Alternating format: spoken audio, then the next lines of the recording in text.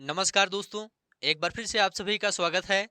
दोस्तों, आज के इस क्लास में यूपी पुलिस एग्जाम के लिए सामान्य हिंदी विषय के अंतर्गत संधि और समास से संबंधित टॉप 40 मोस्ट इंपोर्टेंट प्रश्नों को देखेंगे। देखिए दोस्तों, संधि और समास आपके सिलेबस में दिया गया है और यहाँ से यूपी पुलिस एग्जाम में निश्चित रूप से प्रश्न पूछा जाता है। इसलिए आप लोग इस क्लास को पूरा ध्यान से देखिए और सभी प्रश्नों का उत्तर बताने का प्रयास करिए। तो चलिए शुरू करते हैं। पहला प्रश्न है, सद्भावना का संधि विच्छेद क्या होगा? ऑप्शन आप सभी के सामने है। आप लोग जल्दी से कमेंट करके बताइए यहां पर आपका राइट आंसर क्या होगा। देखिए दोस्तों, यहां पर आपका राइट आंसर है बी ऑप्शन, सत धन भावना बराबर सद्भावना। सद्भावना का संधि विच्छेद है सत धन भावना। यह दोस्तों व्यंजन संधि का उदाहरण है, इसे भी आप लोग याद रखिएगा। दूसरा प्रश्न है, स्वल्प का संधि विच्छेद क्या होगा? स्वल्प का संधि विच्छेद क्या होगा? आप लोग जल्दी से कमेंट करके बताइए। देखिए दोस्तों, यहां पर आपका डी ऑप्शन राइट हो जाएगा, सुधन अल्प बराबर स्वल्प होता है। स्वल्प का संधि विच्छेद क्या होता है? सुधन अल्प होता है। यह दोस्तों यण संधि का उदाहरण है। स्वल्प यण संधि का उदाहरण है। यण संधि में क्या होता है दोस्तों? यण संधि में यदि किसी शब्द के पूर्व पद के अंत में ई उ या री हो तथा पर पद के शुरू में कोई भिन्न स्वर हो तो क्रमशः आपका ई उ और री के स्थान पर या व रा हो जाता है। ठीक है, तो यहां पर आपका डी ऑप्शन राइट हो जाएगा। महर्षि शब्द का सही संधि विच्छेद बताइए। ऑप्शन आप सभी के सामने है, आप लोग बताइए। देखिए दोस्तों, यहां पर आपका डी ऑप्शन राइट हो जाएगा, महाधन ऋषि बराबर महर्षि होता है। यह दोस्तों गुण संधि का उदाहरण है। गुण संधि में क्या होता है? यदि शब्द के पूर्व पद के अंत में आ अथवा बड़ा आ हो तथा पर पद के आदि में री हो तो दोनों मिलकर अर हो जाता है। डी ऑप्शन आपका राइट हो जाएगा। मनः धन अनुकूल की संधि है। ऑप्शन आप सभी के सामने है, आप लोग जल्दी से बताइए। देखिए दोस्तों, यहां पर आपका ए ऑप्शन राइट हो जाएगा, मनोनुकूल। यहां पर आपका ए ऑप्शन राइट हो जाएगा। मनः धन अनुकूल की संधि क्या होगी? मनोनुकूल। यहां पर आपका ए ऑप्शन राइट हो जाएगा। यह दोस्तों विसर्ग संधि है। विसर्ग संधि में क्या होता है? विसर्ग का स्वर तथा व्यंजन से मेल होने से जो परिवर्तन होता है उसे विसर्ग संधि कहते हैं।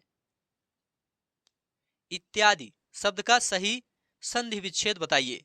ऑप्शन आप सभी के सामने है, आप लोग बताइए। देखिए दोस्तों, यहां पर आपका बी ऑप्शन राइट हो जाएगा, इति धन आदि बराबर इत्यादि होता है। यह यण संधि का उदाहरण है। यण संधि में जब ई उ तथा री वर्ड के बाद कोई असमान स्वर आए तो ई का या, उ का वा और री का रा हो जाता है।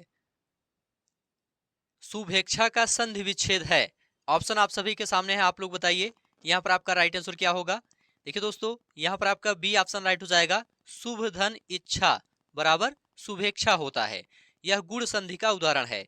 गुण संधि में क्या होता है? जब संधि करते समय आ या बड़ा आ के बाद ई या बड़ी ई आए तो दोनों मिलकर ए हो जाते हैं, और आ या बड़ा आ के बाद उ या बड़ा उ आए तो दोनों मिलकर ओ हो जाते हैं, और आ या बड़ा आ के बाद री आए तो दोनों मिलकर अर हो जाते हैं। तो यहां पर आपका बी ऑप्शन राइट हो जाएगा। संकर शब्द का संधि विच्छेद है। ऑप्शन आप सभी के सामने है, आप लोग बताइए। देखिए दोस्तों, यहां पर आपका ए ऑप्शन राइट हो जाएगा, समधन कर बराबर संकर होता है। संकर शब्द का संधि विच्छेद समधन कर होता है बराबर संकर। संकर शब्द में व्यंजन संधि है। ठीक है, दो वर्णों के मेल से होने वाले विकार को संधि कहते हैं, इसे आप लोग याद रखिएगा। नेक्स्ट है दोस्तों, मधुधन अरि में संधि कीजिए। मधुधन अरि में संधि कीजिए। तो देखिए दोस्तों, यहां पर आपका बी ऑप्शन राइट हो जाएगा, मध्वरी। मधुधन अरि बराबर क्या होता है? मध्वरी होता है। मध्वरी में दोस्तों यण संधि है। जब ह्रस्व या दीर्घ के बाद कोई असमान स्वर आए, जब ह्रस्व या दीर्घ ई उरी के बाद कोई असमान स्वर आए तो ई उरी के स्थान पर क्रमशः या व रा हो जाता है। तो बी ऑप्शन आपका राइट हो जाएगा। एकाएक शब्द का संधि विच्छेद है। एकाएक शब्द का संधि विच्छेद क्या होगा? तो देखिए दोस्तों, ए ऑप्शन राइट हो जाएगा, एक धन एक। एक धन एक बराबर एकाएक होता है। यह दोस्तों वृद्ध संधि का उदाहरण है। ठीक है, यहाँ पर आपका ए ऑप्शन राइट हो जाएगा। सत्यार्थी शब्द का संधि विच्छेद है। ऑप्शन आप सभी के सामने है, आप लोग बताइए यहाँ पर आपका राइट आंसर क्या होगा। तो देखिए दोस्तों, यहाँ पर आपका सी ऑप्शन राइट हो जाएगा। सत्य धन अर्थी बराबर सत्यार्थी होता है। यह दोस्तों दीर्घ संधि का उदाहरण है। नेक्स्ट देखेंगे, नरेश का सही संधि विच्छेद है। आप लोग बताइए नरेश का सही संधि विच्छेद क्या होगा। तो देखिए दोस्तों, यहां पर आपका राइट आंसर हो जाएगा नर धन ईस बराबर नरेश होता है। यहां पर दोस्तों आपका डी ऑप्शन राइट हो जाएगा।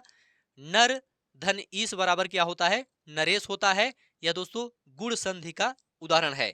यहां पर आपका डी ऑप्शन राइट हो जाएगा। तथैव का सही संधि विच्छेद है। आप लोग बताइए तथैव का सही संधि विच्छेद क्या होगा। तो देखिए दोस्तों, यहां पर आपका ए ऑप्शन राइट हो जाएगा। तथा धन एव बराबर क्या होता है, तथैव होता है। ठीक है, इसमें वृद्ध संधि है। कौन सी संधि है, वृद्ध संधि है। यहां पर आपका ए ऑप्शन राइट हो जाएगा। अत्याचार का सही संधि विच्छेद है। ऑप्शन आप सभी के सामने है, आप लोग बताइए यहां पर आपका राइट आंसर क्या होगा। तो देखिए दोस्तों, यहां पर आपका सी ऑप्शन राइट हो जाएगा। अतिधन आचार बराबर अत्याचार होता है।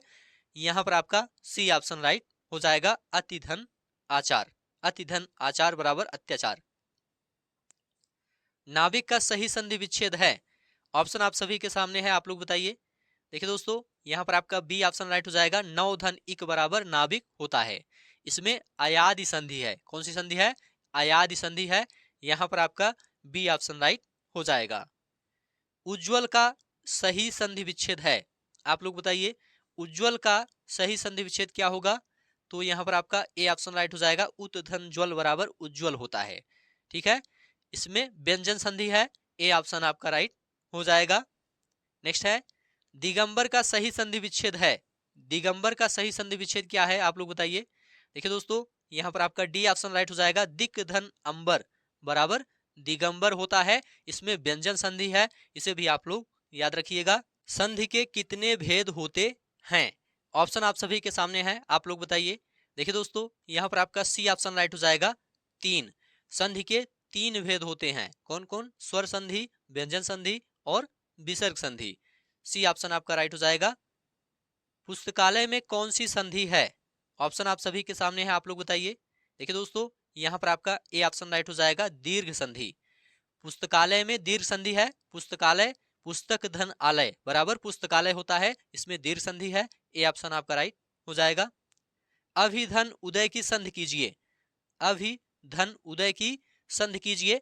तो यहां पर आपका ए ऑप्शन राइट हो जाएगा दोस्तों, अभ्युदय। अभिधन उदय बराबर क्या होता है, अभ्युदय होता है। इसमें यण संधि है। ए ऑप्शन आपका राइट हो जाएगा। अत्युक्ति शब्द में संधि है। अत्युक्ति शब्द में कौन सी संधि है, आपको यह बताना है। तो देखिए दोस्तों, यहां पर आपका राइट आंसर हो जाएगा यण संधि। सी ऑप्शन आपका राइट हो जाएगा। अत्युक्ति शब्द में यण संधि है। यहां पर आपका सी ऑप्शन राइट हो जाएगा। नेक्स्ट देखेंगे, सूर्योदय का संधि विच्छेद होगा। सूर्योदय का संधि विच्छेद क्या है, आपको यह बताना है। तो यहां पर आपका ए ऑप्शन राइट हो जाएगा। सूर्य धन उदय बराबर सूर्योदय होता है। इसमें गुण संधि है। तो यहां पर आपका ए ऑप्शन राइट हो जाएगा। दो वर्णों के मेल से होने वाले विकार या परिवर्तन को कहते हैं। क्या कहते हैं, आप लोग जल्दी से कमेंट करके बताइए। देखिए दोस्तों, यहां पर आपका राइट आंसर होगा ए ऑप्शन संधि। दो वर्णों के मेल से होने वाले विकार या परिवर्तन को संधि कहते हैं। यहां पर आपका ए ऑप्शन राइट हो जाएगा। पवन का संधि विच्छेद होगा। पवन का संधि विच्छेद क्या होगा। तो देखिए दोस्तों, यहां पर आपका ए ऑप्शन राइट हो जाएगा। पो धन अन बराबर पवन होता है। इसमें अयादि संधि है। कौन सी संधि है, अयादि संधि है। पो धन अन बराबर पवन होता है। निम्न में से कौन सा द्विगु समास का उदाहरण है। ऑप्शन आप सभी के सामने है, आप लोग जल्दी से बताइए। देखिए दोस्तों, यहां पर आपका बी ऑप्शन राइट हो जाएगा। पंसेरी। पंसेरी में दोस्तों द्विगु समास है। द्विगु समास में दोस्तों यदि किसी सामासिक पद में प्रथम पद संख्यावाचक शब्द हो और द्वितीय पद संज्ञा शब्द हो तो वहां पर द्विगु समास होता है। बी ऑप्शन आपका राइट हो जाएगा। नवरत्न किस समास का उदाहरण है? नवरत्न किस समास का उदाहरण है? तो यहां पर आपका डी ऑप्शन राइट हो जाएगा, द्विगु समास का उदाहरण है। नवरत्न द्विगु समास का उदाहरण है, यहां पर आपका डी ऑप्शन राइट हो जाएगा। पुस्तकालय शब्द किस समास का उदाहरण है? पुस्तकालय शब्द किस समास का उदाहरण है? तो देखिए दोस्तों, यहां पर आपका राइट आंसर है तत्पुरुष। ए ऑप्शन राइट हो जाएगा। पुस्तकालय में तत्पुरुष समास है। तत्पुरुष समास में कारक चिन्ह छिपे होते हैं। यहां पर पुस्तकालय मतलब पुस्तक के लिए आलय, तो यहां पर आपका तत्पुरुष समास हो जाएगा। अनुरूप, अनुरूप में कौन सा समास होता है? अनुरूप में कौन सा समास होता है? तो यहां पर आपका डी ऑप्शन राइट हो जाएगा, अव्ययी भाव समास। अनुरूप, रूप के अनुसार, अनुरूप शब्द में अव्ययी भाव समास होगा। अव्ययी भाव समास में पहला पद अव्यय और दूसरा पद संज्ञा होता है। राज दरबार में कौन सा समास है? ऑप्शन आप सभी के सामने है, आप लोग बताइए। देखिए दोस्तों, यहां पर आपका बी ऑप्शन राइट हो जाएगा, तत्पुरुष समास। राज दरबार में संबंध तत्पुरुष समास है। क्यों? क्योंकि राज दरबार का विग्रह होता है राजा का दरबार।